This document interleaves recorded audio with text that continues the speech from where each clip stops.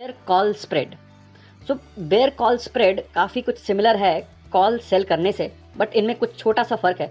तो अगर मैं कम शब्दों में कहूँ तो बेयर कॉल स्प्रेड वो सेल कॉल है जिसमें लॉस लिमिटेड होता है।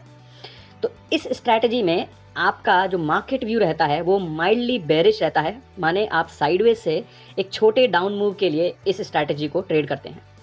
तो चलिए देखते हैं कि इस स्ट्रैटेजी को आप किस तरह एग्जीक्यूट कर सकते हैं। तो पहले आपको एक कॉल ऑप्शन सेल करना है किसी भी स्ट्राइक पर, फिर आप एक चीपर कॉल ऑप्शन को बाय करते हैं, higher strike cheaper call option को बाय करते हैं, जिससे आप अपने लॉसेस को प्रोटेक्ट कर सकें।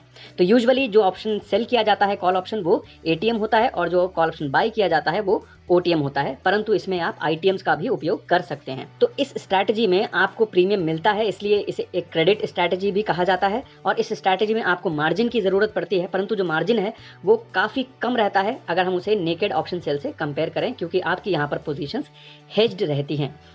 तो चलिए देखते हैं कि इसका उपयोग हम कब कब कर सकते हैं। तो इसका उपयोग हमें तब करना है जब आपको लगता है कि मार्केट ऊपर नहीं जाएगा। तो इससे मेरा ये मतलब है कि ए, या तो वो साइडवेज रहेगा, स्टिल रहेगा, बी, उसमें एक छोटा या बड़ा डाउन मूव आ सकता है, या फिर सी, एक बहुत ही छोटा अप मूव भी आ जाए तो भी कोई प्रॉब्लम की बात नहीं होगी। तो इस स्ट्रैटेजी में आपका मैक्सिमम लॉस होगा difference in the strikes minus net premium, और जो मैक्सिमम प्रॉफिट होगा वो होगा नेट प्रीमियम। तो इस चीज़ को हम और डिटेल में डिस्कस करेंगे जब हम पे ऑफ चार्ट देखेंगे। तो इससे पहले चलिए देख लेते हैं इसके प्रोज और कॉन्स। तो सबसे पहले जो इसके प्रोज हैं वो देखते हैं। तो इस स्ट्रैटेजी में आप तब भी पैसा बनाते हैं अगर आप थोड़ा बहुत गलत भी होते हैं। तो मानिए अगर स्टॉक थोड़ा ऊपर भी जाता है तो भी आप पैसा बनाते हैं। और हाँ, अगर आप इसमें ज़्यादा गलत होते हैं तो जो आपने कॉल ऑप्शन ख़रीदा है वो एक स्टॉप लॉस की तरह काम करता है और आपके बड़े लॉसेस को वहीं पे रोकता है। वहीं इस स्ट्रैटेजी में कॉन्स कुछ खास नहीं है। तो चलिए इस स्ट्रैटेजी के ऊपर टाइम और वोलेटिलिटी का क्या असर पड़ता है वो देख लेते हैं। तो जैसे जैसे यहाँ समय निकलता रहता है आपको गेन होता रहता है टाइम वैल्यू डीके के थ्रू, बट ये गेन थोड़ा कम होता है। वहीं जैसे जैसे आईवी ऊपर बढ़ता है आपको यहाँ पर लॉस होता है और ये लॉस भी काफ़ी कम रहता है।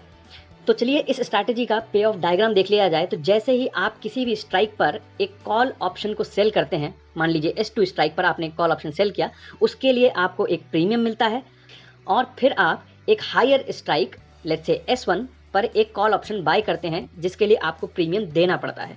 तो यहाँ पर आपको मैक्सिमम प्रॉफिट तब होगा जब आपका स्टॉक S2 स्ट्राइक के नीचे एक्सपायर होता है, माने इस जोन में, और यहाँ मैक्सिमम प्रॉफिट होगा नेट प्रीमियम, मतलब premium received minus premium paid.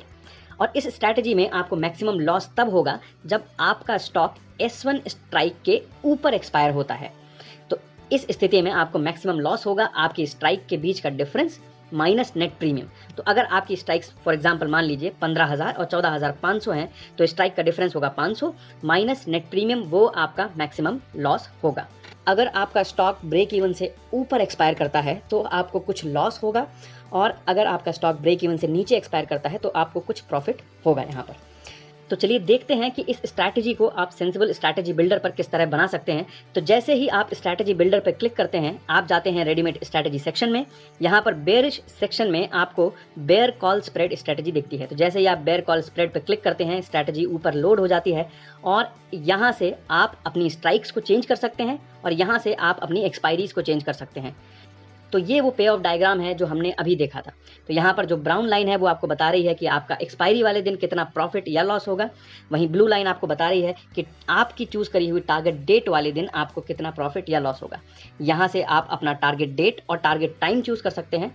यहाँ से आप अपनी टारगेट प्राइस चूज़ कर सकते हैं और एनालाइज कर सकते हैं कि किसी भी टारगेट डेट के लिए और किसी भी टारगेट प्राइस के लिए आपको कितना प्रोजेक्टेड प्रॉफिट होगा।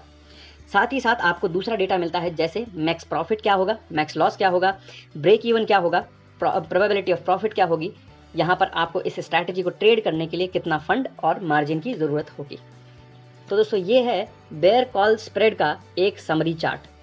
तो दोस्तों अगर आप ऑप्शंस और ऑप्शन स्ट्रैटेजीज़ के बारे में या टेक्निकल एनालिसिस के बारे में और डिटेल में जानना चाहते हैं